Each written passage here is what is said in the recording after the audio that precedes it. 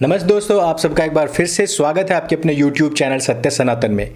श्रीलंका से एक बहुत बड़ी खबर आई है कि उन्होंने वहां पर एक ऐसा नियम लाने की पूरी तैयारी कर ली है जिससे कि श्रीलंका के अंदर बुर्का को, हिजाब को पूरी तरीके से बैन कर दिया जाएगा।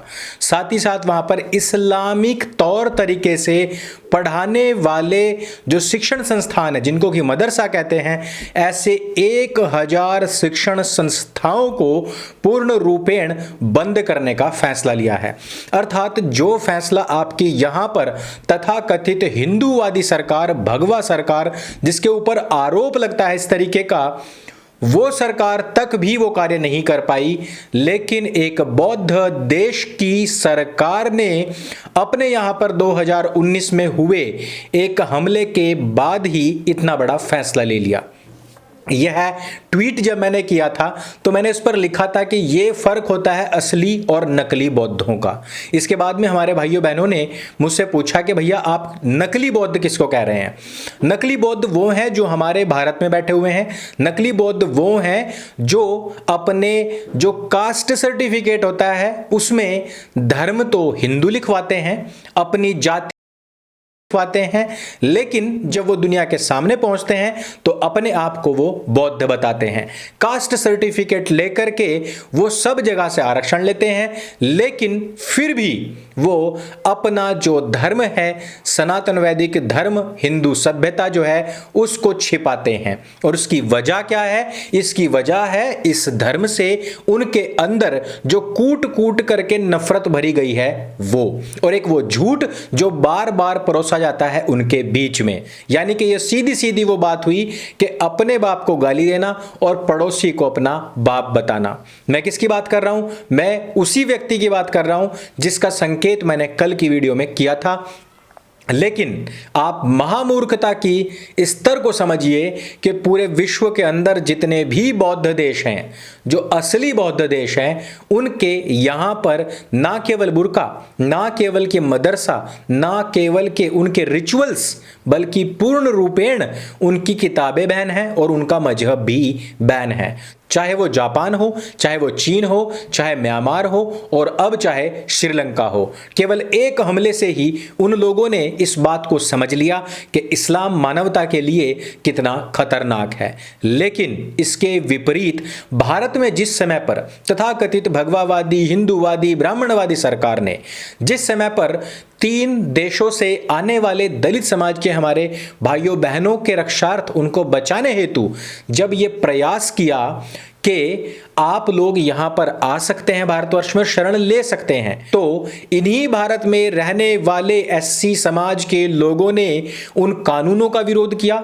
मुसलमानों के बीच में जाकर के गलत अफवाहें फैलाई कि मुसलमानों की नागरिकता खत्म हो जाएगी, और बाहर से आने वाले वहां पर पीड़ित, शोषित, दबे, कुचले समाज के जो हमारे भाई बहन थे, उनको जब यहां पर बुलाया गया तो उनकी वो सुध तक लेने नहीं गए कि पाकिस्तान, अफगानिस्तान और बांग्लादेश में हमारे भाइयों की क्या स्थिति थी। आप इनके दोगलेपन को इस प्रकार भी समझ सकते हैं कि जिस सरकार को ये ब्राह्मणवादी सरकार कहते हैं, जब सुप्रीम कोर्ट ने ये कहा कि सरकार अब ये SC ST का जो एक्ट है, ये एट्रोसिटी कानून है, इसको स्क्रैप कर देना चाहिए, क्योंकि इसकी आड़ में बहुत सारे विष्णु तिवारी के केस हो रहे हैं, झूठे केस लगा करके लोगों को जेलों में सड़ाया जा रहा है। तब इसी तथाकथित भगवावादी, ब्राह्मणवादी सरकार ने सुप्रीम कोर्ट के फैसले को बदल दिया था और उन्होंने कहा था कि SC ST कानून ज्यों का त्यों रहना चाहिए। अर्थात जो SC ST समाज के लोग बाहर इस्लामिक देशों में पीड़ित हैं, उनको बुलाया जाए, हम उनको सुरक्षा देंगे। जो यहां पर लोग हैं उनके ऊपर यदि कोई भी किसी भी प्रकार की टिप्पणी करता है तो उसको सीधे जेल में ठूसा जाएगा।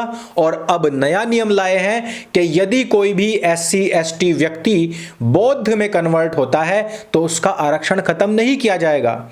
लेकिन फिर भी भारत में बैठे हुए ये तथाकथित बौद्ध समाज के लोग, जिनके अंदर सरकार ही नहीं बल्कि संपूर्ण ब्राह्मण समाज और ब्राह्मणों से संबंधित किसी भी शब्द से बेहद नफरत है, वे इन्हीं लोगों को अपना दुश्मन मानते हैं जो इनके रक्षा के लिए, इनके लालन पालन पोषण के लिए आज 70 साल तक भी लगे हुए हैं। और इनके लिए सबसे अच्छे इनके मित्र कौन है? इनके लिए इनके सबसे अच्छे मित्र हैं वो लोग जिनको अब लगातार हर देश बैन करता जा रहा है। तो आपको क्या लगता है, भारत में बैठे हुए ये लोग बौद्ध हैं या फिर ये किसी आतंकवादी संगठन के लोग हैं? क्या लगता है आप लोगों को? जहां एक तरफ स्विट्जरलैंड में, बेल्जियम में, चीन में, जापान में, ऑस्ट्रिया में, म्यांमार में, अब श्रीलंका में ये पूरी की पूरी इस्लामिक कौम बैन है, जहां इनके मदरसे बैन, जहां पर इनकी तादाद बढ़ाने वाली जो आयतें हैं वो बैन, इनके कुरान बैन, चीन में इनकी जो रिचुअल्स हैं वो सब बैन, इनके बड़े लंबे कपड़े बैन, इनकी लंबी दाढ़ी बैन। इवन चीन ने मस्जिदों के अंदर विस्फोट करके, उनको फोड़ करके वहां पर टॉयलेट्स बनाए थे। अन्य देशों के अंदर इनके पुरानी मस्जिदों को उड़ा करके बॉम्ब से वहां पर मदिरालय बनाए गए। श्रीलंका के अंदर एक बार, सिर्फ एक बार, जो पिछले दिनों ईस्टर पर एक हमला हुआ था जिसमें 250 मासूम लोगों की जान गई थी, उसके तुरंत बाद ही इनको वहां से निकाल करके बाहर फेंका गया, वहां का शुद्धिकरण किया गया, वहां पर इनका पूर्ण रूपेण बहिष्कार किया गया, आर्थिक सामाजिक बहिष्कार किया गया। और अब आकर के वहां पर जितने भी इनके मदरसे हैं उनको बैन किया जा रहा है और खास करके बुर्कों को बैन किया जा रहा है।